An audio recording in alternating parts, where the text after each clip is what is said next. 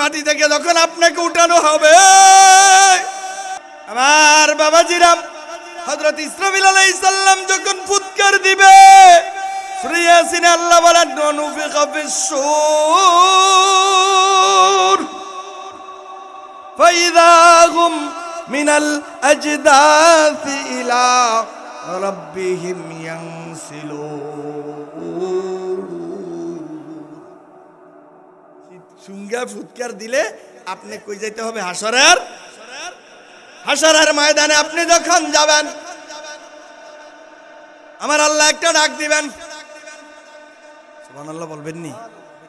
আমার আল্লাহ ডাকটা দিবেন একটা কড়া কইরা, আমার আল্লাহ ডাক দিয়া বলবেন লিমানিল মুলকুল ইয়াউম, লিমানিল মুলকুল ইয়াউম। কই দুনিয়ার রাজা বাদশা এমপি মন্ত্রী, দুনিয়ার প্রতাপশালীরা কোথায় রে? কই লিমানিল মুলকুল ইয়াউম?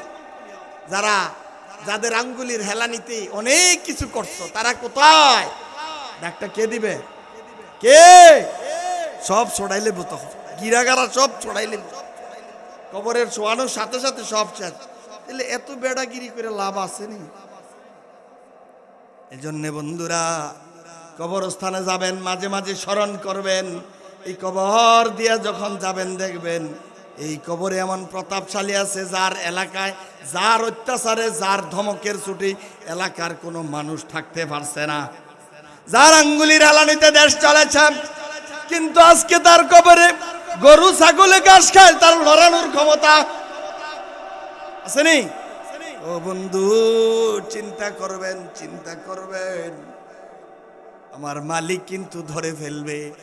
কবরে যাওয়ার সাথে সাথে আপনি কি ব্যবসা করছেন, বাণিজ্য করছেন, কি করছেন, কোন দলের নেতা ছিলেন, কোন দলের কর্মী ছিলেন, কোন অঞ্চলের ভোটার ছিলেন, তা জিজ্ঞাসা করবে না। সর্বপ্রথম আমাকে জিজ্ঞাসা করবে মার রাব্বুকা, তোমার রবকে, জমিন কার? কথা বলে না, কার? তো কার হুকুম চালাইছো, কার হুকুমে চলছো? আল্লাহর বিধানে চলছো না নেতার বিধানে চলছো? ঠিক নিও। আল্লাহ সর্বপ্রথম ওই কবরে এই কথা যখন ফেরেশতা জিজ্ঞাসা করবেন, ওই উত্তর যদি আপনি না দিতে পারবেন, তাইলে দুনিয়ার রাজনীতি আপনাকে করা যাবে না।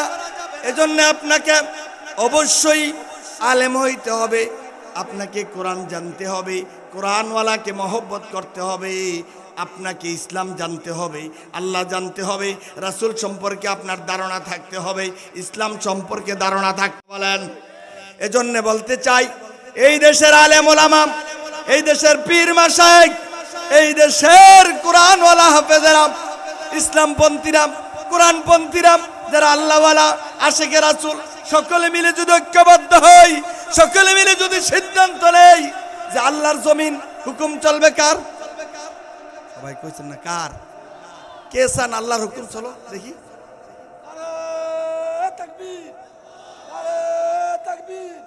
আল্লাহর আইন চাই, হাত নামান। তাহলে সবাই চান নাকি? এটা একটু চাওয়ার জন্য চাওয়া না, চাওয়ার জন্য চাওয়া না। সত্যি আল্লাহর বিধান আপনাকে চাইতে হবে যদি আপনি মুক্তি চান।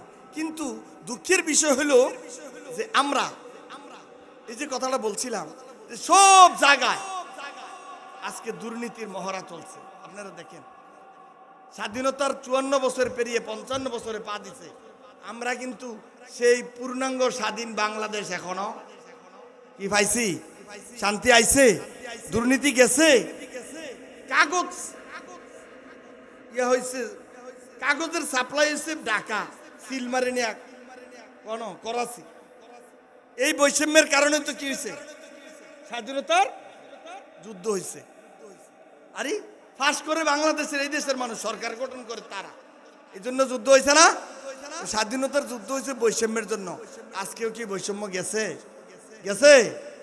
জানাজার সময় না সামনে দেন, নামাজের সময় সামনে দেন, আজকে ওয়াজের সময় সামনে দিচ্ছেন, সব সময় কি হুজুরের সামনে থাকতে পারে? পারে? এলে কবে হবে এটা?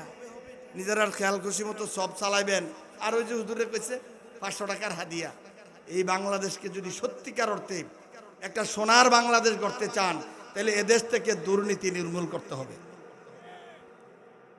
আপনি কোন কি লিগা বাকিরা তো কয় না, তাহলে দুর্নীতি চলক, হ্যাঁ থাক না, ওয়াজও চলবো দুর্নীতিও চলবো, অসুবিধা কি?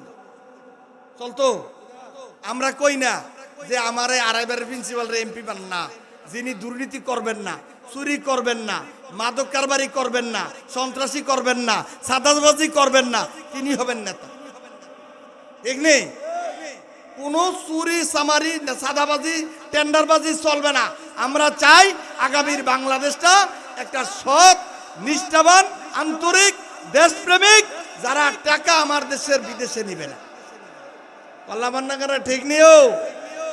সম্মানিত উপস্থিতি, এই কান্দুগর মাদ্রাসাকে ঘিরে আমার জীবনের সাথে, আমার হৃদয়ের সাথে অনেক ঘটনা। যদি আমি আড়াইবাড়ি কামিল মাদ্রাসা আল্লাহ আজকে খেদমত করার তৌফিক দিয়েছেন, আমার বাড়ি খুব দূরে নয়, বাসা কুমিল্লাতে। তো বিভিন্ন জায়গায় যাওয়া লাগে হয়তোবা, এই জন্য কুমিল্লাতে থাকা, মাহফিলের প্রোগ্রাম বা বিভিন্ন জায়গায় যেতে হয় যাতায়াতেরও সুবিধার কারণে। ছাত্র জীবন যখন শেষ করি, এই মাদ্রাসা আলেম খুলছিল, তখন আমার মনে আছে, একবার মনে আছে কিনা, তখন আমার মনের একটা ইচ্ছা ছিল যে আলেমে আমি ক্লাস করাবো কামিল ফারেক হওয়ার পরে।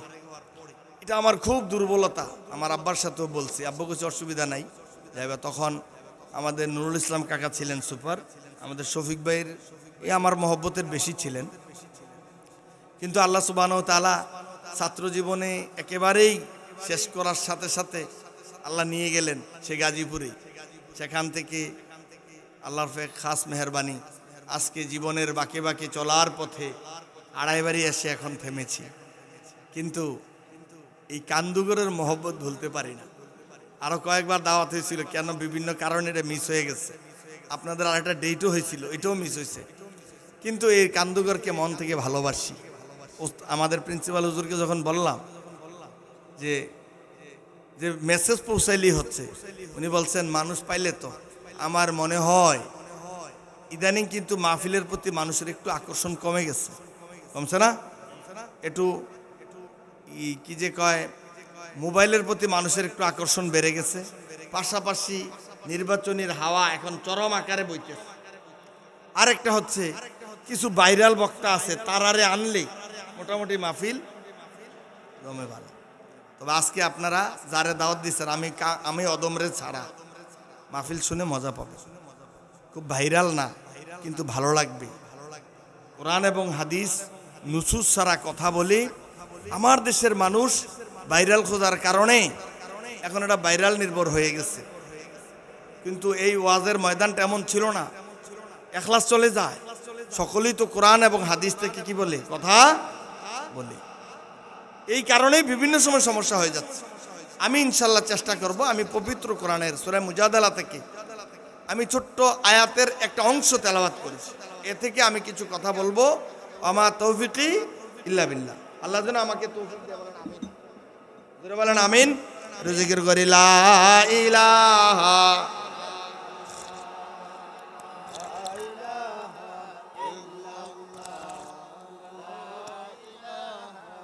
ইল্লাল্লাহ, লা ইলাহা ইল্লাল্লাহু মুহাম্মাদুর রাসূলুল্লাহ সাল্লাল্লাহু আলাইহি ওয়াসাল্লাম। আমরা একটা সময় ছিল, বুঝছেন, মাহফিলের আগে আমাদেরকে একটা প্রেসক্রিপশন দেওয়া হইতো, হুজুর এগুলি বলবেন, এগুলি বলবেন না, এগুলি করবেন, এগুলি করবেন না। এই যুগ আর আসেনি? বলেন না কথা আছে? মাহফিলের তো এখন আর অনুমতি নেওয়া লাগে না। থানার অনুমতি, চেয়ারম্যানের অনুমতি, আবার উপজেলার অনুমতি, জেলার অনুমতি লাগতো। এখন আর আলহামদুলিল্লাহ বলবেন না, এটা একটা ভালো দিক। আজকে আমি আপনাদের কাছে একটা মেসেজ পৌঁছাতে চাই। আমি আগে বলে আসছি, মাদ্রাসার মাহফিলগুলি এক ধরনের হয়, স্বাভাবিক কারণেই। মাদ্রাসা আলেম ওলামাদেরকে দাওয়াত দেওয়া হয়, তাদের মাধ্যমে সঠিক মেসেজগুলি জাতির কাছে পৌঁছে। আর এখন আপনারা মানুষ কম থাকলেও মোবাইলের কল্যাণে বা মিডিয়ার কল্যাণে আজকে কিন্তু এখন কিন্তু জাতি সামগ্রিকভাবে এই কথাগুলি কি জাতির কাছে পৌঁছে যাচ্ছে, আলহামদুলিল্লাহ। আমি আজকে আপনাদের কাছে যে মেসেজটা পৌঁছাতে চাই, এক সময় আলেম ওলামাদের অবস্থান ছিল, তারা শুধু দাওয়াত খেত, খতম পড়াইতো, জানাজার নামাজ পড়াইতো, খতমে তারাবি পড়াইতো, আর সবিনা পড়তো। মনে আছে নি? এই হইল আমাদের একটা ভাগ ছিল। কিন্তু আমি আজকে আপনাদেরকে ইনশাল্লাহ এই কথাটাই প্রমাণ করাবো যে আলেম ওলামারা শুধু মসজিদে নামাজ পড়বে, এরপরে খতমে তারাবি পড়াবে, জানাজা পড়াবে, শুধু ব্যাপারটা এমন না। আলেম ওলামাদের জায়গা আরো অনেক বড়, ঠিক নেই? আমাদেরকে ইংরেজরা ষড়যন্ত্র করে আমাদের মাথার ভিতরে এটা ঢুকাই দিছে, আর ইংরেজরা শান্তভাবে এদেশের শিক্ষানীতিটারে দুইটা ভাগ করে দিচ্ছে। একটা হলো জাগতিক শিক্ষা সাধারণ, আরেকটা হচ্ছে কি ইসলামী শিক্ষা। আসলে এই জাগতিক শিক্ষার সাথে ইসলামী শিক্ষার কোনো সংঘর্ষ নাই, আছে নাকি? কোনো শিক্ষার সাথে সংঘর্ষ নাই। আমার বন্ধুরা, ইংরেজরা খুব সূক্ষ্মভাবে ষড়যন্ত্র করে আমাদের মধ্য থেকে ইসলামটাকে আর দুনিয়ার স্বাভাবিক কাজকর্মকে আলাদা করে দিয়েছে। এজন্য এখন মানুষ সুযোগ পায় যে ইসলাম এক জিনিস, রাজনীতি আর এক জিনিস, সমাজনীতি আর এক জিনিস, রাষ্ট্রনীতি আর এক জিনিস, ব্যবসা আর এক জিনিস, ঠিক নেই? আমার বন্ধুরা, আল্লাহর নবী বলেছেন, যদি সত্যিকার অর্থে তাজিরুস সাদুকুল আমিন মান নবিয়িনা ওয়াস সিদ্দিকিনা ওয়াস শুহাদাই ওয়াস সালিহিন, জোরে বলেন সুবহানাল্লাহ। যদি সত্যিকার অর্থে সৎভাবে যদি কেউ ব্যবসা করতে পারো, মনে রাখবা তাদের হাসর হবে নবীদের সাথে, শহীদদের সাথে, সিদ্দিকিনদের সাথে, সালিহিনদের সাথে। সুবহানাল্লাহ বলেন। তাহলে ওই ব্যবসাটা কিসের ভিত্তিতে চলবে? ইসলামের ভিত্তিতে না দেশের নীতির ভিত্তিতে? তাহলে এটা কি আছে? আমার বন্ধুরা, আপনারা দেখলে আশ্চর্য হবেন।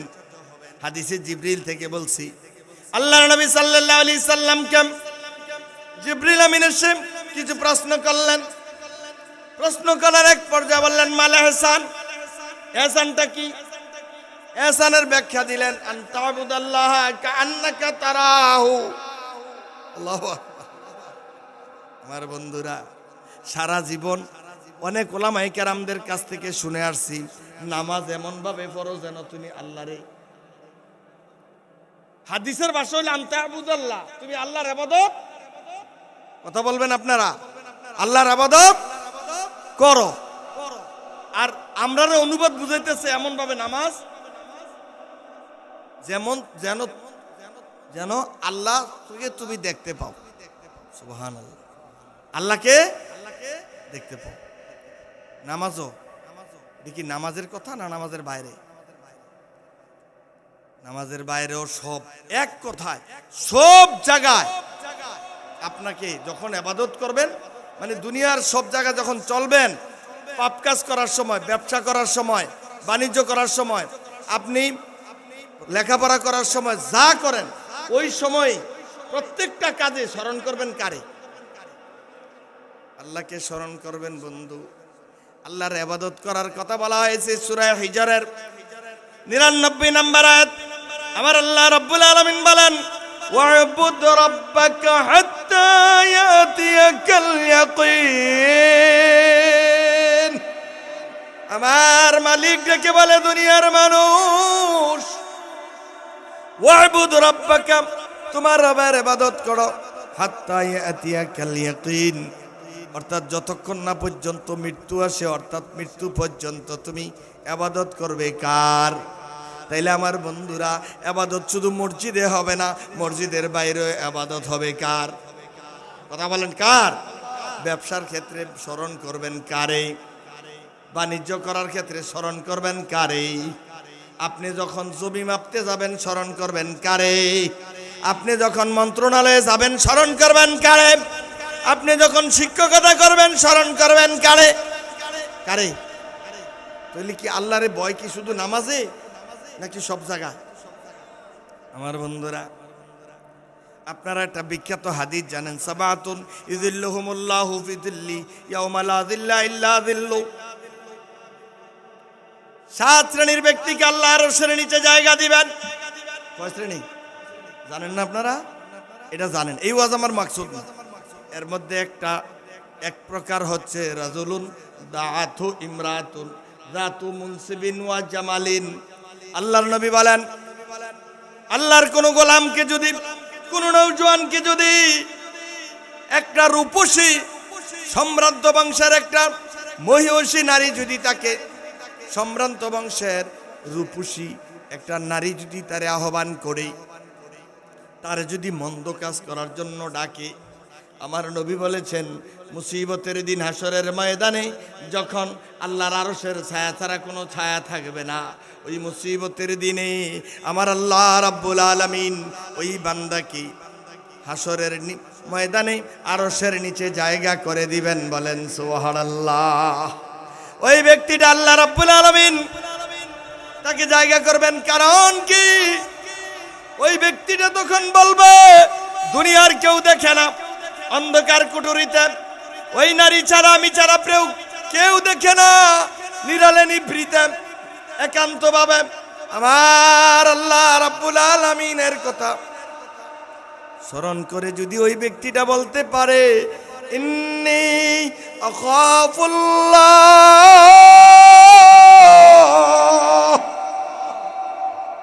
কারে ভয় করি, কারে? আমার বন্ধুরা চিন্তা করেন তো, কথাটা একটু ওজন কত। দুনিয়ার কেউ কিন্তু তারে দেখে না, বদ্ধ ঘরের ভিতরে, এবং কেউ দেখে না, কেউ বিচার করার ক্ষমতা নাই। যদি ওই নারী ডাকে, তাকে বলতে হবে। সে যদি বলতে পারে আমি ভয় করি কারে, তো যে কইছে শুধু নামাজের ক্ষেত্রে ওই সময়ের কথা বলা হয়েছে নি? সুবহানাল্লাহ। আমার বন্ধুরা, আপনারা ইসু আলাইহিস সালামের ঘটনা জানেন। হযরত ইসু আলাইহিস সালামকে যখন জুলেখা যখন তার কাম চরিতার্থ করার জন্য হযরত ইসু আলাইহিস সালামকে যখন তার একান্ত কামরায় ডেকে পাঠালো, আমার বন্ধুরা একটু চিন্তা করেন, তখন তিনি মিশরের রানী, ফার্স্ট লেডি, বিশ্ব সুন্দরী। আমার বন্ধুরা আমার, তিনি তার অন্দর মহলে তাকে নিলেন। হযরত ইসু আলাইহিস সালামকে নেওয়ার পরে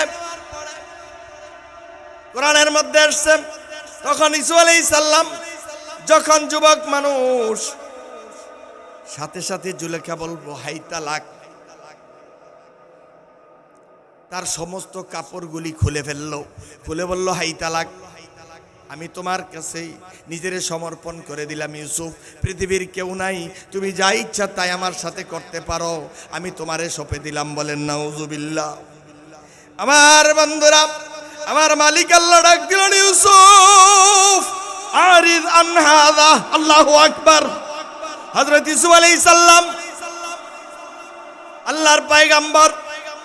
আল্লাহর পয়গম্বরেরা কোনোদিন কবিরা গুনাহ করতে পারে না, এমনকি সগীরা গুনাহ না। আল্লাহর পয়গম্বরদের জীবনে কোনো গুনাহ নাই বন্ধু।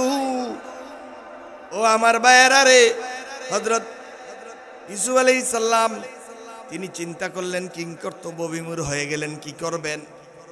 এই মুহূর্তে তাফসীরের কিতাবের মধ্যে এসেছে, আমাদের সৈয়দপুরের প্রাক্তন প্রিন্সিপাল হুজুর, যারে বুড়া হুজুর বলে ডাকতাম, আমার মনে আছে হুজুর এই জায়গায় যে ব্যাখ্যা করেছিলেন, কিতাবের মধ্যে ওটা পেয়েছি। আমার বন্ধুরা, হযরত ইউসুফ আলাইহিস সালাম একটা দৌড় দিলেন, দরজা না সব বন্ধ, তালা লাগাই, কথা বলেন না কেন, তালা লাগাইলনি, উনি দৌড় দিয়ে কই যাইবে, শব্দ কি? বন্ধুরা আমার, ওনার কাজ হচ্ছে চেষ্টা করা। এজন্যই বলে আসাইউ মিন্না ওয়াল ইতমামু মিনাল্লাহ, আমার পক্ষ থেকে হলো চেষ্টা, আর দেওয়ার মালিক হলেন সুবহানাল্লাহ। বলবেন না? আমার বাবাজিরা, বন্ধুরা রে, হযরত ইউসুফ আলাইহিস সালাম বললেন পৃথিবীর কেউ দেখে না, কিন্তু কে দেখে গো বন্ধু? কে দেখে? কে? আমার আল্লাহ রাব্বুল আলামিন দেখে তিনি যখন উঠে দৌড় দিলেন, তাফসীরের কিতাবে এসেছে ওনার দৌড়ের সাথে সাথে আমার আল্লাহ রাব্বুল আলামিনের কুদরতে সাথে সাথে ওই যেই দরজাগুলি লাগানো ছিল এগুলি সবগুলি একটা একটা করে ঠাস ঠাস করে খুলে গেছে। আল্লাহ সাহায্য করছেনি,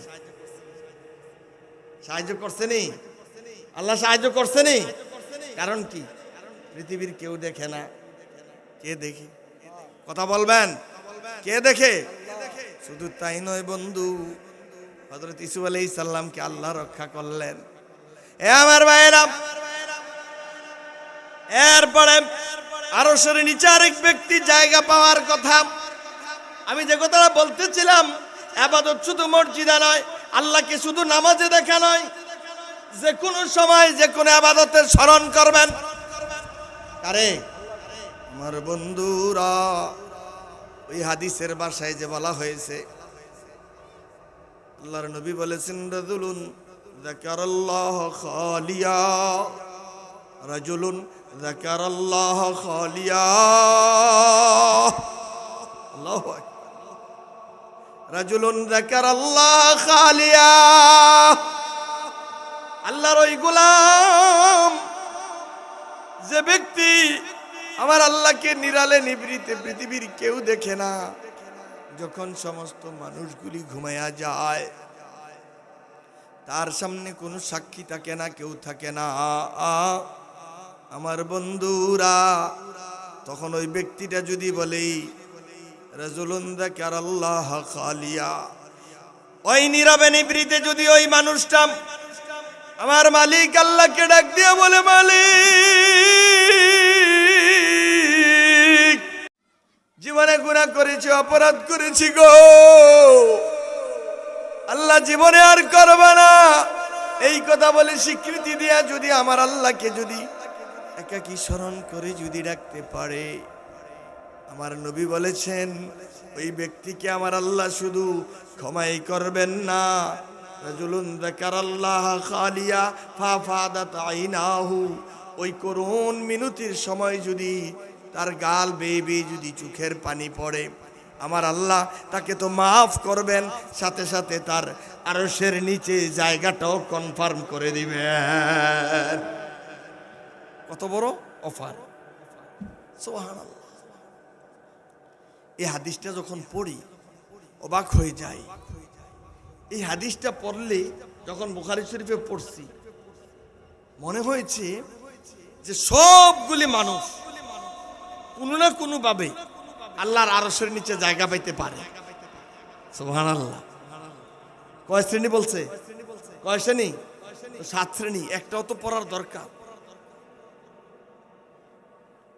আমি যেটা বলতে চাইছিলাম যে ইবাদত সব ক্ষেত্রেই হবে, শুধু মসজিদে আর মাদ্রাসায় হবে না। যেটা বলতেছিলাম যে আলেম ওলামাদের কি সম্মানটা শুধু মসজিদে মাদ্রাসায় না বাহিরেও হবে? কথা বলবেন, সব জায়গায় হবে কিনা, হওয়া দরকার কিনা?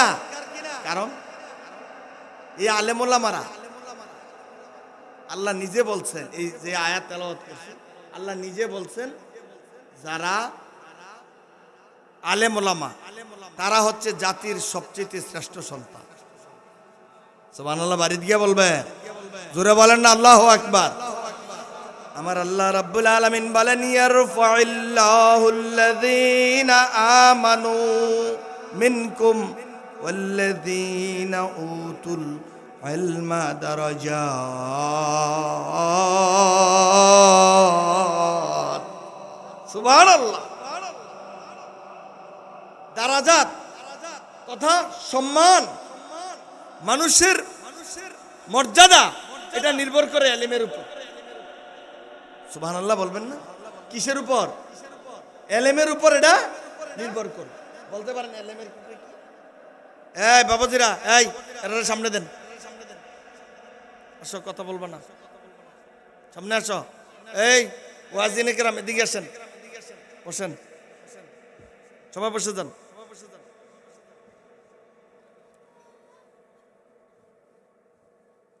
আমি যে কথাটা বলতেছিলাম যে আমরা দেশের শুধু দাওয়াত খাওয়া আলেম ওলামার কাজ না, এই সমাজের অনেক দায়িত্ব আলেম ওলামাদের উপর রয়েছে, ঠিক না? আল্লাহ তো নিজে বলছে, আমি যাদের সম্মানকে সমুন্নত করেছি যাদেরকে মর্যাদাবান করেছি, যাদেরকে জাতির শ্রেষ্ঠ সন্তান, জাতির সূর্য সন্তান আমি যাদেরকে করেছি, তারাই হচ্ছে ইমানদার এবং আলেম বান্দা।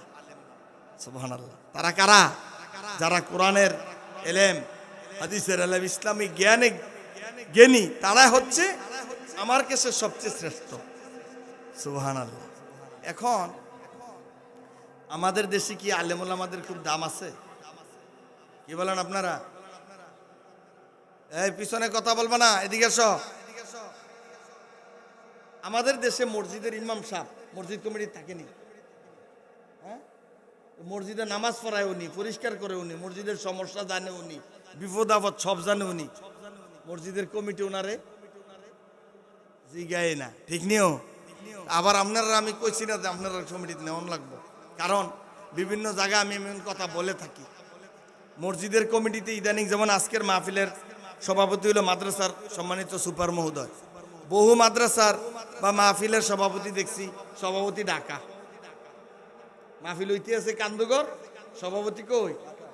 কি জানেন না আপনার? এমন হয় না? কে বলছে ঢাকাইয়া মেহমান রে সভাপতি বানাইতে? যে সভাপতি মাহফিল নিয়ে চিন্তা করবে, সময় দিবে, তারে বানাবেন সভাপতি, এবং তিনি হবেন নামাজি, তিনি হবেন আল্লাহওয়ালা, এজন্য তিনি মাহফিলের সভাপতি। ঠিক নি বলেন? এটা বাক করে দেওয়া আছে।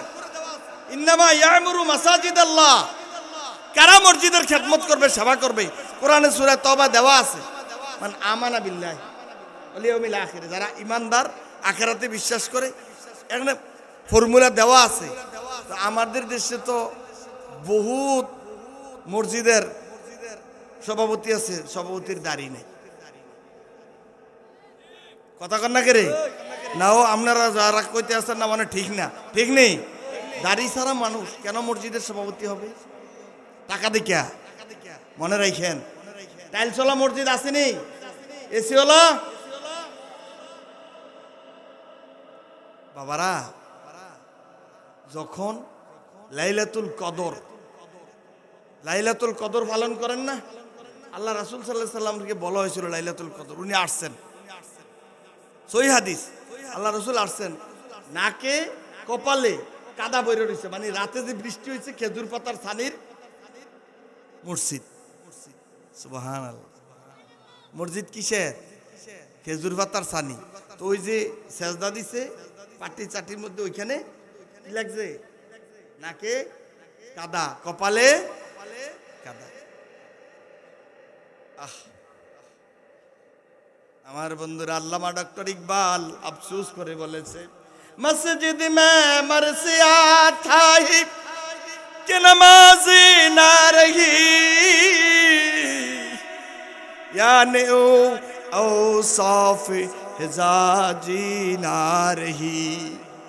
আল্লামা ডক্টর ইকবাল ডেকে বলে, মসজিদগুলি, টাইলসওয়ালা মসজিদ, এসিওয়ালা মসজিদগুলি আজকে বিলাপ করে করে বলছে, আমার রাসূলের যুগের যে হাজাজি মুসল্লিগুলি ছিল, যাদের কলিজায় আমার আল্লাহর ভালোবাসা, ঠিক নিও, ওই মুসল্লিগুলি কোথায়? মসজিদ মে মরসিয়া তাহি, মসজিদগুলি আজকে বিলাপ করে।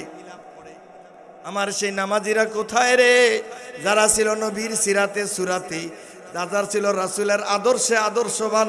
জোরে জোরে বলেন আল্লাহু আকবার। এজন্য আল্লামা ইকবাল আরো বলেছেন, রহ গই রুসমে আযারু হে বেলালি না রহি, ফলসফা রহ গই তলকিন গজালি না রহি। আল্লামা ইকবাল বড় আফসোস করে বলতেছে, এই আজকে পৃথিবীতে মধুর কণ্ঠে আজান দেনেওয়ালা আছে, কেউ কথা বলেন না কেন? আসেনি, আসেনি? আল্লামা ইকবাল বড় আফসোস করে বলতেছেন, এই পৃথিবীতে মধুর কণ্ঠের আজান দেনেওয়ালা অনেক আছে রে, কিন্তু হযরত বেলাল যে আবেগ নিয়ে আজান দিতেন, হযরত বেলালের যে আবেগ ছিল, কলিজায় আল্লাহর মহব্বত, রাসূলের মহব্বত ছিল, ওই মহব্বতের আজান আর পৃথিবীতে কোনো মুয়াজ্জিন দিতে পারেনি। ওই মুয়াজ্জিন এখন আসেনি পৃথিবীতে। এজন্য বন্ধুরা তিনি বলেছেন ফলসফা রহ গই তলকিন গজালি না রহি। ফলসফা দর্শন আছে, কিন্তু ইমাম গাজালির সেই দর্শন এখনের দর্শন কি? মানুষ বান্দর আছে।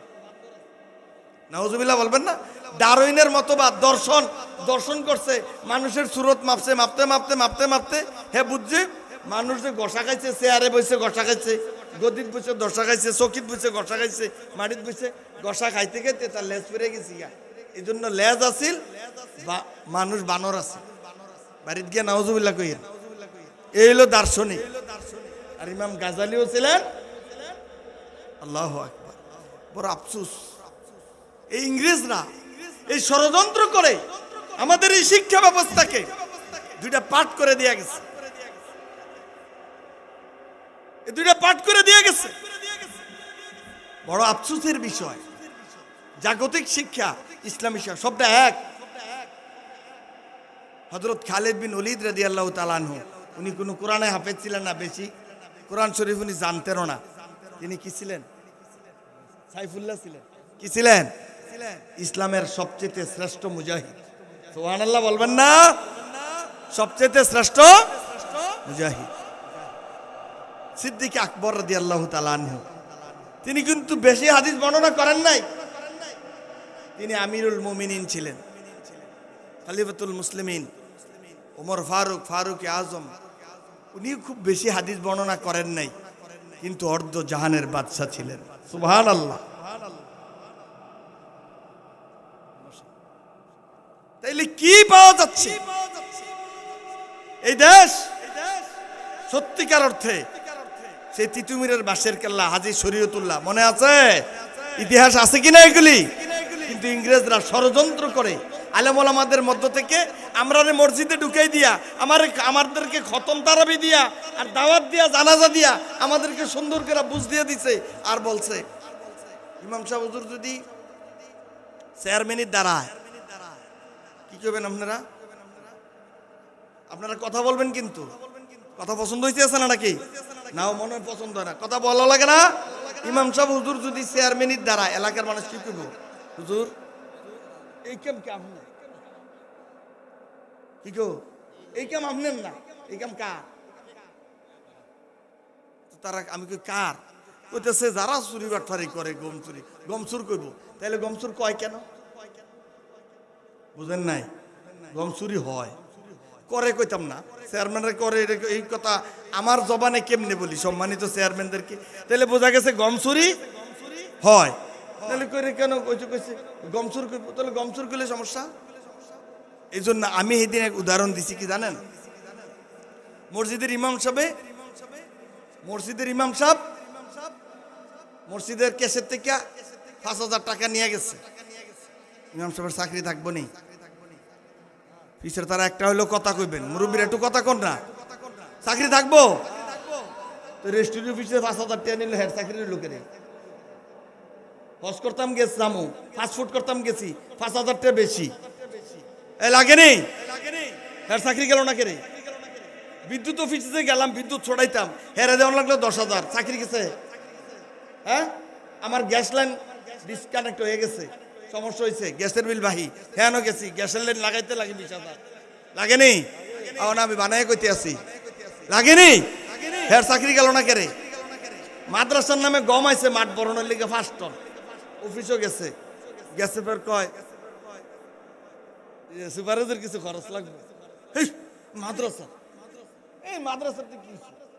উনি আরো ২টা গালি খায়, পরের বাদ খান বুঝেন না, কিছু লাগবে এটা বুঝেন না। হুজুরে এটা বুঝে না কেরে যে আকামটা করণ লাগবো, ঘুষ দেওয়ান লাগবে, এটা হুজুরে বুঝে না কেরে। এই জন্য হুজুরে হলো বোকা, কথা কয় না গো। হুজুরে কি কারণ কি? উনি এটা কথা কি ঠিক?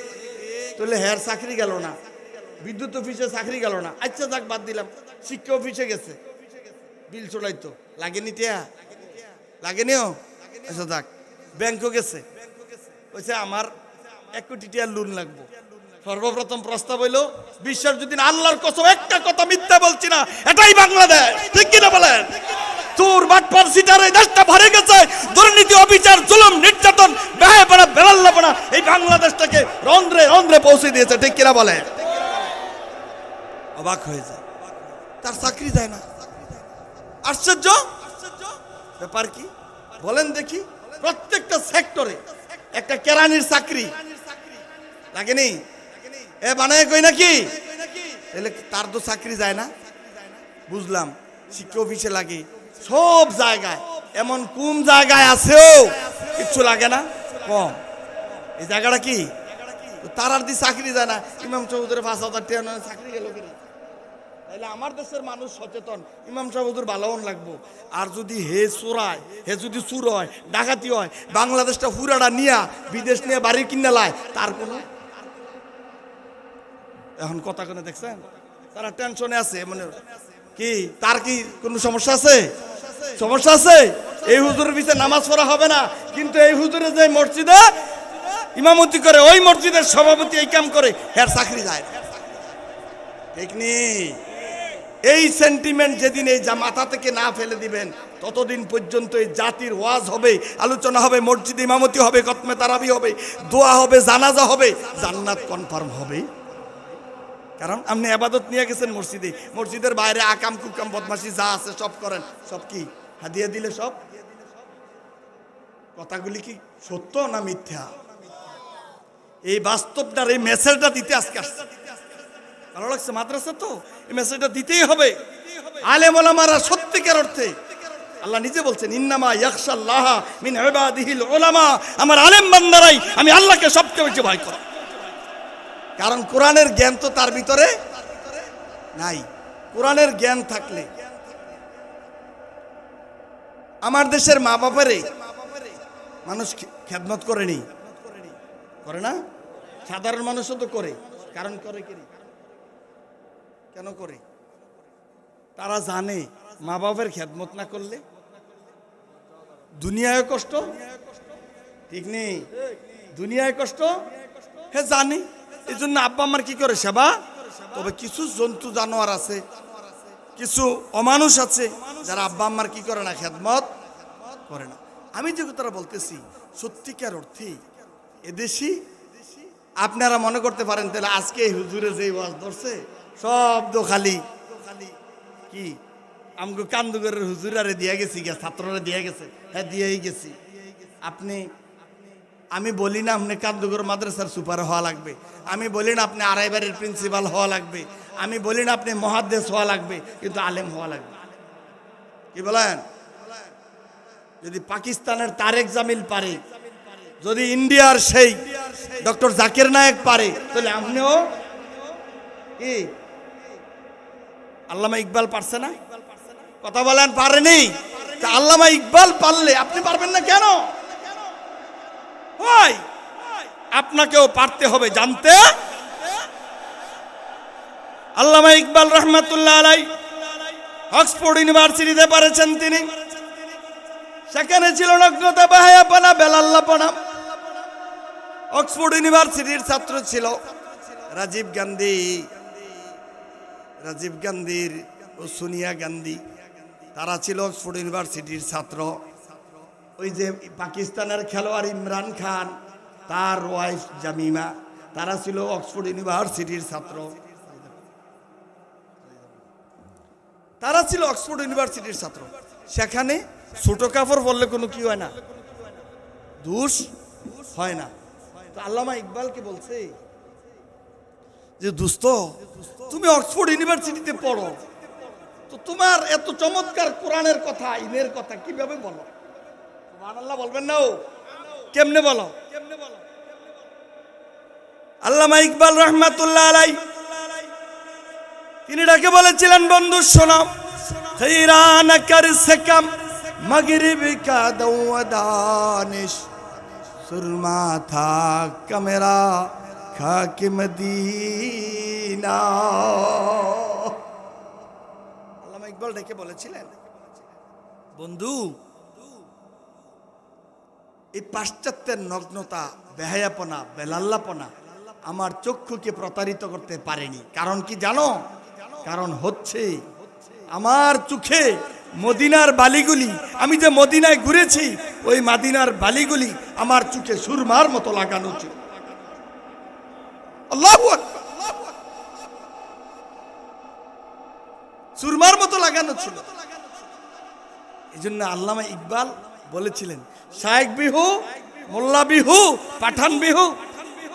শায়েক হইছ মোল্লা বংশের, পাঠান বংশের, চৌধুরী বংশের, আর তো মুসলমান বিহু।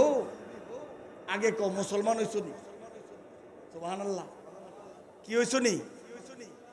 তুমি শায়েক, পাঠান, মোল্লা, চৌধুরী, শেখ সব কিছু, কিন্তু মুসলমান হওয়া কারণ কি?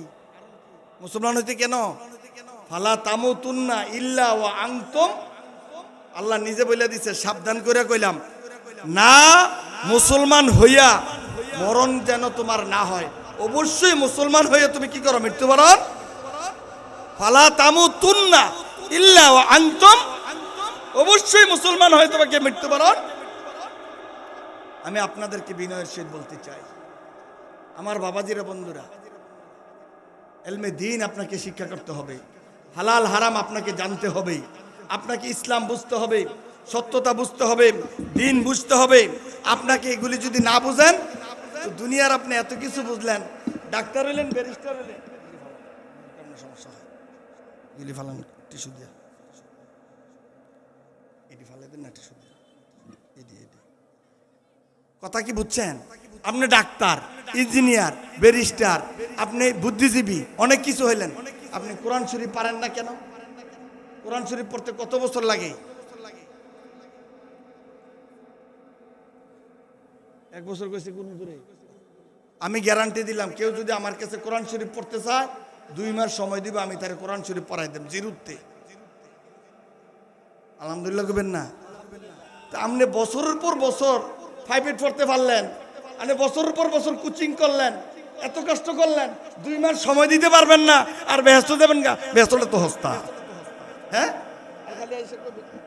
ভাই, আপনি বুঝেন না কিছু?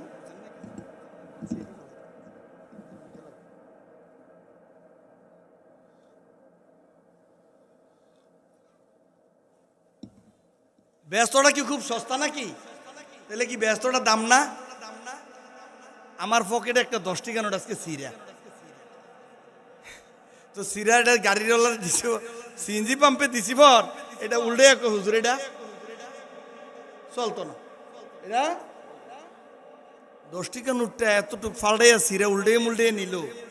আর আপনি এত বড় ব্যস্ত পাইয়া দেবেন, আপনার আল্লাহ একটু যাচাই করতো না? করবনি? আমাদের জিজ্ঞেসে, এই আব্দুর রহমান, কয় জি আল্লাহ হাজির, আসো। নামাজ পড়ছো নি? কয় পড়ছি। কয় ওয়াক্ত? কফিল ফাঁকে ফাঁকে। কোন সময়? বিশ্বাস হয় না? আমার দেশের যে নেতাটি বড় বড় কথা কয়, বিশ্বাস করেন আত্মাই হতে পারে না। কম, এটা কম, ঠিক নেই? কেন? বাংলাদেশের একটা বিখ্যাত নেতা নাম কইলে একেবারে বেশি শরম পাইবেন আপনারাও, আমরাও। মসজিদে গেছে, মসজিদের বড় বাতি, যার বাতি দেখে এবার আশ্চর্য হয়ে গেছে। এটা মনে যদি আমার বাসাতে না থাকে, হোটেলও এই যে রেডিসনে থাকে, এরপরে হোটেল এই শেরাটনে, সোনারগাঁওয়ে না থাকবো, মসজিদও এত সুন্দর, এবার নামাজের নিয়ত বেন্দা মসজিদের ফেলছে আইরেছে। উনি বুঝে নাই, উনি নেতা, অনেক যে ক্যামেরা আছে, ওটা জানেই না নামাজের সময় কোন দিক সামনে, ঠিক নেই? তো এত নামাজই জানে না, আত্মা এত কেমনে জানবো? কিভাবে জানবে সে? এই জন্য আপনাকে জানতে হবে। এই কান্দুগর মাদ্রাসার উসিলায় আমি আপনাদেরকে মেসেজ দিয়ে যাচ্ছি, আপনাদের কাছের মানুষের, কাউকে ধমক না, আমি হৃদয় থেকে ভালোবেসে বলছি। আজকে না নেতা, আজকে বড়, আপনি আজকে অনেক প্রতাপশালী, আপনি চেয়ারম্যান, কিচ্ছু কাজ হইতো না। মরবেন, আপনারে দামি কোনো কাপড় দিয়া দাফন করা, ব্লেজার একটা বানাইতে 50,000, কিন্তু যেটা দিয়ে আপনার প্যাকেট করে কবরে দিব এটার দাম কত? সর্বোচ্চ 1000 টাকার প্যাকেজ, ঠিক নেই? প্যাকেজ কত? সর্বোচ্চ এটা। তো আপনি 50,000 টাকার ব্লেজার পরেন। আবার আমাকে এক মন্ত্রী আছিল, একটা শার্টের দাম আছিল 1 লাখ। কয় লাখ? 1 লাখ। জারবাতির দাম 1 কোটি। ওনার দারবাতিটা ছিল। যাক উনি বাইরে হইছে, উনি বুঝছে এতদিনে যে এই দিন দিন না আরো দিন।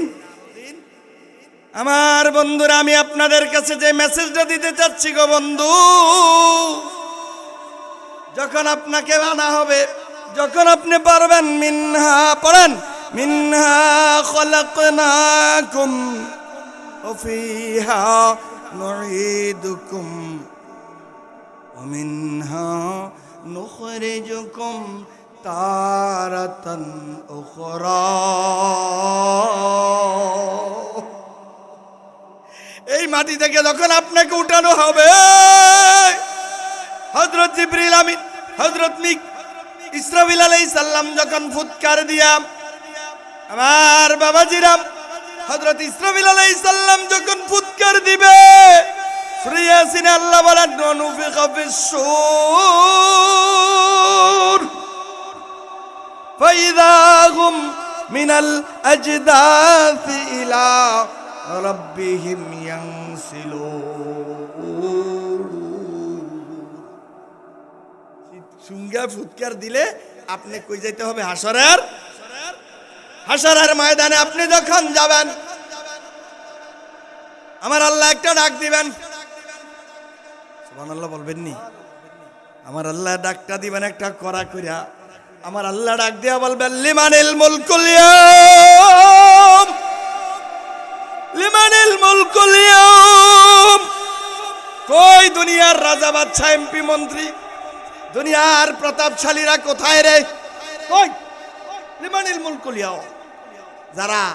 যাদের আঙ্গুলির হেলানিতে অনেক কিছু করছো, তারা কোথায়? ডাকটা কে দিবে? কে? সব ছড়াইলে বুতো, গিরাগারা সব ছড়াইলে, কবরের শোয়ানোর সাথে সাথে সব শেষ। তাহলে এত বেড়াগিরি করে লাভ আসেনি। এজন্য বন্ধুরা, কবরস্থানে যাবেন, মাঝে মাঝে স্মরণ করবেন, এই কবর দিয়া যখন যাবেন দেখবেন এই কবরে এমন প্রতাপশালী আছে, যার এলাকায়, যার অত্যাচারে, যার ধমকের ছুটি এলাকার কোনো মানুষ থাকতে পারছে না, যার আঙ্গুলির হেলানিতে দেশ চলেছে, কিন্তু আজকে তার কবরে গরু ছাগলে ঘাস খায়, তার লড়ানোর ক্ষমতা আসেনি। ও বন্ধু, চিন্তা করবেন, চিন্তা করবেন, আমার মালিক কিন্তু ধরে ফেলবে। কবরে যাওয়ার সাথে সাথে আপনি কি ব্যবসা করছেন, বাণিজ্য করছেন, কি করছেন, কোন দলের নেতা ছিলেন, কোন দলের কর্মী ছিলেন, কোন অঞ্চলের ভোটার ছিলেন, তা জিজ্ঞাসা করবে না। সর্বপ্রথম আমাকে জিজ্ঞাসা করবে, মার রাব্বুকা, তোমার রবকে, জমিন কার? কথা বলে না, কার? তো কার হুকুম চালাইছো, কার হুকুমে চলছো? আল্লাহর বিধানে চলছো না নেতার বিধানে চলছো? ঠিক নিও। আল্লাহ সর্বপ্রথম ওই কবরে এই কথা যখন ফেরেশতা জিজ্ঞাসা করবেন, ওই উত্তর যদি আপনি না দিতে পারবেন, তাইলে দুনিয়ার রাজনীতি আপনাকে করা যাবে না। এজন্য আপনাকে অবশ্যই আলেম হইতে হবে, আপনাকে কোরআন জানতে হবে, কোরআনওয়ালাকে মহব্বত করতে হবে, আপনাকে ইসলাম জানতে হবে, আল্লাহ জানতে হবে, রাসূল সম্পর্কে আপনার ধারণা থাকতে হবে, ইসলাম সম্পর্কে ধারণা থাকতে বলেন। এজন্য বলতে চাই, এই দেশের আলেম ওলামা, এই দেশের পীর মাশায়েখ, এই দেশের কোরআনওয়ালা হাফেজেরা, ইসলামপন্থীরা, কোরআনপন্থীরা, যারা আল্লাহওয়ালা, আশিকে রাসূল, সকলে মিলে যদি ঐক্যবদ্ধ হই, সকলে মিলে যদি সিদ্ধান্ত নেই যে আল্লাহর জমিন হুকুম চলবে কার? সবাই কইছেন না কার?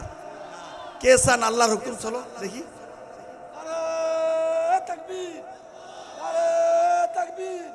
আল্লাহর আইন চাই, হাত নামান। তাহলে সবাই চান নাকি? এটা একটু চাওয়ার জন্য চাওয়া না, চাওয়ার জন্য চাওয়া না। সত্যি আল্লাহর বিধান আপনাকে চাইতে হবে যদি আপনি মুক্তি চান। কিন্তু দুঃখের বিষয় হলো যে আমরা এই যে কথাটা বলছিলাম, যে সব জায়গায় আজকে দুর্নীতির মহড়া চলছে। আপনারা দেখেন, স্বাধীনতার 54 বছর পেরিয়ে 55 বছরে পা দিছে, আমরা কিন্তু সেই পূর্ণাঙ্গ স্বাধীন বাংলাদেশ এখনো কি পাইছি? শান্তি আইছে? দুর্নীতি গেছে? কাগজ ইয়ে হয়েছে, কাগজের সাপ্লাই হয়েছে ঢাকা, সিল মারে নিয়ে কোন করাচি, এই বৈষম্যের কারণে তো কি হয়েছে, স্বাধীনতার যুদ্ধ হয়েছে। আরে ফাঁস করে বাংলাদেশের এই দেশের মানুষ সরকার গঠন করে তারা, এই জন্য যুদ্ধ হয়েছে না? স্বাধীনতার যুদ্ধ হয়েছে বৈষম্যের জন্য। আজকেও কি বৈষম্য গেছে? গেছে? জানাজার সময় না সামনে দেন, নামাজের সময় সামনে দেন, আজকে ওয়াজের সময় সামনে দিচ্ছেন, সব সময় কি হুজুরের সামনে থাকতে পারে? পারে? এলে কবে হবে এটা? নিজের খেয়াল খুশি মতো সব চালাইবেন। আর ওই যে হুজুরে কইছে 500 টাকার হাদিয়া, এই বাংলাদেশকে যদি সত্যিকার অর্থে একটা সোনার বাংলাদেশ গড়তে চান, তাহলে এদেশ থেকে দুর্নীতি নির্মূল করতে হবে। আমনে কোন কি লিগা বাকিরা তো কয় না, তাহলে দুর্নীতি চলুক, হ্যাঁ থাক না, ওয়াজও চলবো, দুর্নীতিও চলবো, অসুবিধা কি? চলতো? আমরা কই না যে আমারে আড়াইবারের প্রিন্সিপাল রে এমপি বান না, যিনি দুর্নীতি করবেন না, চুরি করবেন না, মাদক কারবারি করবেন না, সন্ত্রাসী করবেন না, সাদাবাজি করবেন না, তিনি হবেন নেতা। ঠিক নেই? কোন চুরি সামারি সাদাবাজি টেন্ডারবাজি চলবে না। আমরা চাই আগামীর বাংলাদেশটা একটা সৎ, নিষ্ঠাবান, আন্তরিক, দেশপ্রেমিক, যারা টাকা আমার দেশের বিদেশে নিবে না। পাল্লাবান্নাগারা ঠিক নিও। এটা সম্ভব হবে কখন? আপনি যখন কোরআন হাদিস জানবেন, আপনি যে দল করেন সমস্যা নাই, তখন আর আপনি দুর্নীতি করার সুযোগ পাইবেন না। ঠিক নেই? আমি আপনাদের কাছে যে আহ্বানটা রাখতে চাই, আসেন এখন আমাদের এই বাংলাদেশে, এই বাংলাদেশের আমাদের যে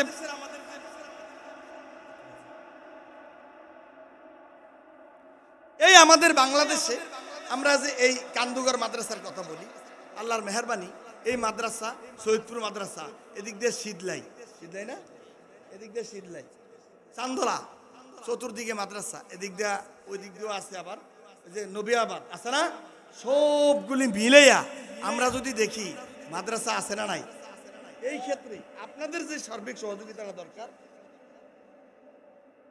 আপনার সন্তানগুলিরই আপনি কোরআনের শিক্ষা শিক্ষিত করেন, এটা একটা সুযোগ। স্কুলে পড়ান কিন্তু কোরআন পড়াই দিয়ে, বুঝাইতে পারছি? স্কুলে পড়ায়েন কিন্তু তারে কোরআনটা পড়াই দিবেন, দেখবেন এই কোরআনের আলো এসে একজন চরিত্রবান হবে। বাংলাদেশের সৎ ইউনু নাই, কথা কোন আসেনি, সৎ ডিসি আসেনি, আবার এমপিও কিন্তু আছে, সৎও আছে, সবাই না খারাপ, কিন্তু সব চেয়ারম্যান না, সব মেম্বার না, কিন্তু বেশিরভাগ সমস্যা, বেশিরভাগ। একমাত্র কারণ উনি জানে না মরার পরে ওনাকে কি করতে হবে, হিসাব দিতে হবে। কবরে নামার সাথে সাথে ওনার হিসাব দেওয়া শুরু হয়ে যাবে। এই জন্য আমি আপনাদেরকে বলতে চাই, যারে অনুসরণ করবেন তার আদর্শ কি করতে হবে, ঠিক রাখতে হবে। এই মাদ্রাসা যারা পড়ান, আমি বলছি না তার সম্মান বেশি, সুবহানাল্লাহ বলবেন না, তার সম্মান কম না বেশি? আল্লামা দেলোয়ার হোসেন সাইদির নাম শুনছেন? বাংলাদেশের কোন প্রেসিডেন্ট মরলে কি এত সম্মান পাবে? বলেন তো সত্যি পাবে?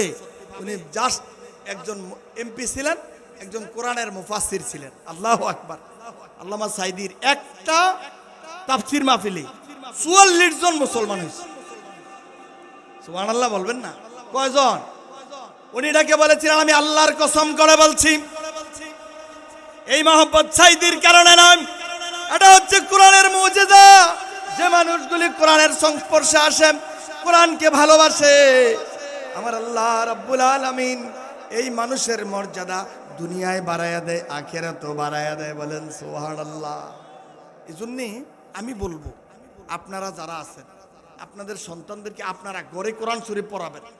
অনুবাদ সহ কোরআন শরীফ আছে, কোরআন এবং হাদিস যথেষ্ট জ্ঞান এখন অনলাইনের মাধ্যমে সম্ভব, কিন্তু আজকের প্রেক্ষাপটে এগুলি সরে যাচ্ছে। এই জন্য কান্দুগরবাসী আপনারা ভাগ্যবান, কারণ কান্দুগর হাই স্কুল আছে, আছে না, বিশাল খেলার মাঠ, কান্দুগর একটা বাজার আছে, একটা মাদ্রাসা আছে, পাশাপাশি আপনাদের শিক্ষা দীক্ষা উন্নয়নে চতুর্দিক, এই কান্দুগরটা চতুর্দিক দিয়ে রাস্তা আছে, বাইরে না, এদিক দিয়া বাইরনের রাস্তা, এদিক দিয়া, এদিক দিয়া শীতলাই দিয়া, গাগরাকাড়া দিয়া, এরপরে আবার এদিক দিয়া গিয়া মিরপুর উড়ন যায়, এদিক দিয়া সংসাল যাওয়ান যায়, আবার এদিক দিয়া মাধবপুর। আমি বহু জায়গায় গেছি, এত জায়গা দিয়ে বাইরেও যায়, যে জায়গার রাস্তা বেশি এই জায়গার উন্নয়নও বেশি। সুতরাং কান্দুগরবাসী আপনারা ভাগ্যবান, মাদ্রাসাও আছে, মসজিদও একটা ভালো আছে, আপনাদের এলাকায় শিক্ষা দীক্ষায় উন্নয়নে খেলার মাঠ তো পুরো এলাকার মধ্যে সবচেয়ে সেরা, তাই না? এজন্যই আমি আপনাদেরকে বলি, আসেন সকলে মিলে আমরা আজকে একমত হয়ে যাই, আমরা আলেম ওলামাদেরকে অবশ্যই শ্রদ্ধা করব। রাজি আছেন? কথা কয় না, রাজি আছেন নেই? আমরা কোরআনের মহব্বতে প্রয়োজনে আমরা জীবন দিব, রাজি আছেন? আমরা ইসলামের জন্য প্রয়োজনে জীবন দিব, রাজি আছেন? আমরা এই জমিনে ইসলাম প্রতিষ্ঠিত হোক, ইসলাম কায়েম হোক, মাদ্রাসাগুলি তাদের স্বকীয়তা ফিরে আসুক, এদেশের আলেম ওলামারা আবার এই সমাজে তারা নেতৃত্ব দেবে, অসৎ বৃত্তি সবগুলি দূর হবে, এই আশাটাই তো আমরা করতে পারিনি। আসেন, কান্দুগর মাদ্রাসার মাহফিলটা তখনই সফল হবে সকলে মিলে যদি আলেম ওলামা, আমরা সাধারণ মানুষ, আমরা যারা আছি সকলে মিলে দুর্বারভাবে একত্রিত হয়ে এই সমাজের সমস্ত দুর্নীতি আমরা না বলবো। দুর্নীতি হইতো না বলবেন নি, দুর্নীতি যেন আর না হয়। রাজি নেই? কে কে রাজি আছেন হাত তুলে দেখান, একটা তাকবীর দেন, নারে তাকবীর, হাত নামান। হাদা মা ইনদি ওয়াল ইলমু ইনদাল্লাহ। আসসালামু আলাইকুম ওয়া রাহমাতুল্লাহ।